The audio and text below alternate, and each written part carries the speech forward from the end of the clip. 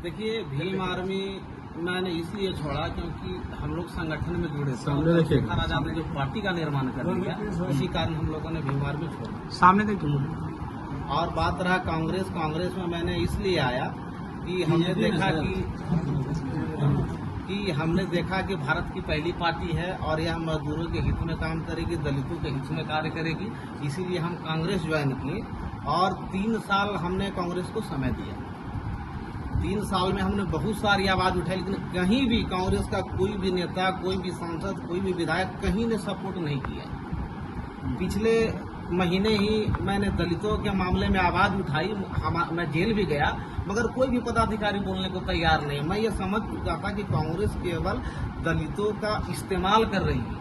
ऊपर में दलित राष्ट्रीय अध्यक्ष दिखाकर के नीचे दलितों का शोषण करने वाली पार्टी कांग्रेस है।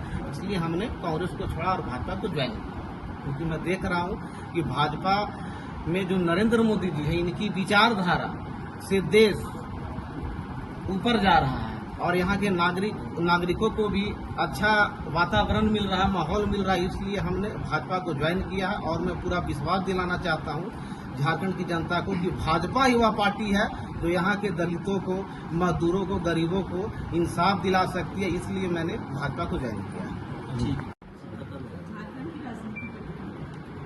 उलगुलान धरती आबा बिरसा मुंडा जी ने किया था और एक पवित्र नारे के साथ इस झारखंड को अंग्रेजों से मुक्ति दिलाना था।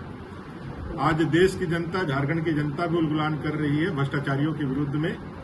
ऐसे तुष्टिकरण करके देश को जो खंडित करने का काम करते हैं, देश को बांटने का काम करते हैं, जो अंग्रेजों के ही ह्यूम द्वारा स्थापित कांग्रेस 1885 का कांग्रेस, जिसका लगातार मुस्लिम तुष्टिकरण के कारण एक देश को 2 भागों में बांटना पड़ा, धर्म के आधार पर एक नई राष्ट्र का निर्माण करने का जिनके ऊपर दाग है। आज वो सारे भ्रष्टाचारी एक साथ एकजुट होकर के नरेंद्र भाई मोदी जी के बढ़ते कदम को रोकने के लिए एक षड्यंत्र कर रहे हैं। एक मोदी सब पे भारी है और अकेला ही व्यक्ति आज सभी भ्रष्टाचारियों की नींद उड़ा करके रखा हुआ है। ये जो उलगुलान है, ये उलगुलान भ्रष्टाचारियों का उलगुलान नहीं है। भ्रष्टाचारियों को झारखंड से उखाड़ फेंकने का 3.5 करोड़ झारखंडियों का उलगुलान है, जो धरती आबा बिरसा मुंडा को अपना नेता, अपना महापुरुष अब धरती आबा बिरसा मुंडा के रूप में मानता है। और नरेंद्र भाई मोदी जी उसी धरती से, उलिहातू के पवित्र धरती से उनकी मिट्टी को अपने मस्तक पर लगा करके विकसित भारत के संकल्प का एक यात्रा प्रारंभ करते हैं और ऐसे भ्रष्टाचारियों को निकाल करके जेल के सलाखों में डालने का काम करते हैं। इसलिए निश्चिंत रहिए, ये उलगुलान निश्चित रूप से होगा, लेकिन ये उलगुलान भ्रष्टाचारियों के समर्थन में नहीं, भ्रष्टाचारियों को झारखंड से उखाड़ फेंकने के लिए होगा। और सभी मोदी जी की गारंटी के साथ खड़े रहेंगे, वो सब लोग मिलकर के भी मोदी जी का बाल बांका नहीं कर सकते। कल्पना सोरेन बार-बार कह रही है अहंकार में है बीजेपी, अहंकार को क्या? अहंकार यदि तो बीजेपी आज 2 से 303 तक की यात्रा नहीं कर पाती। ये अहंकार नहीं, एक कार्य के प्रति, जनता के प्यार के प्रति एक समर्पण का भाव है। मोदी जी को जिस तरह से लोगों ने पसंद किया है, मोदी जी ने जिस तरह से अपना लोहा मनवाया है पूरे विश्व के अंदर, आज मोदी जी के साथ पूरा विश्व और देश भी खड़ा है। ऐसे परिस्थिति में अहंकारित तो परिवार वाले लोग होते हैं। परिवार वाले लोग होते हैं जो भारतीय राजनीति में, लोकतंत्र में, संविधान ने यह देखा है कि भाई ये राजा के घर में रानी के कुख से राजा पैदा नहीं होगा, इसलिए संविधान बनाया गया था। बाबा साहब आम्बेडकर जी ने 1950 में जब हम लोगों ने संविधान को अंगीकृत किया तो सबसे पहला मूल वाक्य यही था कि अब राजा के घर में रानी के कोख से राजा पैदा नहीं होगा, इलेक्टोरल पद्धति से चुनाव करके माध्यम से हम अपना प्रतिनिधि चुनेंगे। लेकिन अभी भी जो वंशवादी और परिवारवादी राजनीति करने वाले लोग हैं, उनको लगता है कि हम राजा ही हैं। मैं कल्पना जी का बयान पढ़ रहा था, वो कह रहे थे राजा से ही संबोधित कर रहे थे। अभी तक उनमें सेवक का भाव नहीं आया है। अब देश का प्रधानमंत्री प्रधान सेवक अपने आप को कहता है, वो कभी ये नहीं कहता कि मैं यहाँ का राजा हूँ। तो ये जो भाव का अंतर है, यही डिफरेंस पैदा करता है। और भारतीय जनता पार्टी इसीलिए पार्टी विद डिफरेंस है और मैं आपको बताना चाहता हूँ अहंकार उनके मन में है।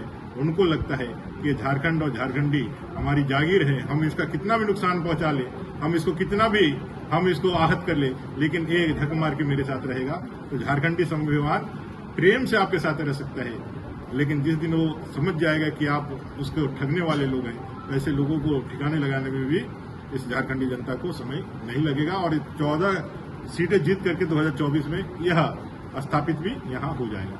देखिए, वीरेंद्र पासवान जी एक ऊर्जावान नौजवान हैं जो दलित विषयों को, दलित से संबंधित विषयों को लगातार पुरजोर तरीके से उठाते रहे। आप भीम आर्मी के प्रदेश के अध्यक्ष भी रहे थे, कांग्रेस में भी रहे हैं, इंटर में भी रहे हैं और अब सभी जो अपना पद था उनका त्याग करके भारतीय जनता पार्टी मोदी के परिवार में आज अपनी सदस्यता ग्रहण किया है अपने समर्थकों के साथ। मैं मानता हूं कि इस राज्य सरकार में न सिर्फ दलित, आदिवासी, वंचित, शोषित सभी के साथ अन्याय हुआ है। विशेषकर दलित समाज के साथ तो जो अन्याय है वो इस सरकार के स्वर्णिम अक्षरों में, काले अक्षरों में लिखा जाएगा। और ये सरकार दलित अत्याचार के लिए कुख्यात भी रही है, उनके तिरस्कार के लिए भी कुख्यात रही है। कई एक घटनाएं आपने देखा होगा कि इस सरकार में लगातार दलित का कोई मंत्री नहीं है और वारंट निकलने के बाद भी एक दलित का अपमान इस सरकार ने शपथ नहीं दिलाकर करा है। आज मोदी जी के साथ पूरे विश्व में लोग आस्था व्यक्त कर रहे हैं। देश के अंदर सभी समाज के लोग वो जात पात से ऊपर उठ करके उनको लगता है कि बाबा साहेब भीमराव अम्बेडकर जी के संविधान में प्रदत्त ताकत का अगर कोई यदि सही मायने में जन कल्याण के लिए उपयोग कर रहा है और जनता का कल्याण कर रहा है, तो सबसे ज्यादा जरूरी इतने दशकों के बाद भी दलित और आदिवासी भाइयों को है, तो यह नरेंद्र भाई मोदी जी कर रहे हैं। और आज इसी का परिणाम है कि आज बड़ी संख्या में लोग पार्टी से जुड़ रहे हैं और आज इनका भी आगमन हुआ है। मुझे लगता है इनके आने से इस समाज में एक अच्छा कार्यकर्ता मिलेगा और भारतीय जनता पार्टी के विचारों को लेकर के, मोदी जी के कार्यों को लेकर के एक नए देश का गठन और गढ़ने में जो हम लोग आगे बढ़ रहे हैं उसमें यह सहायक सिद्ध होगा। आपका भारतीय जनता पार्टी के परिवार में स्वागत है।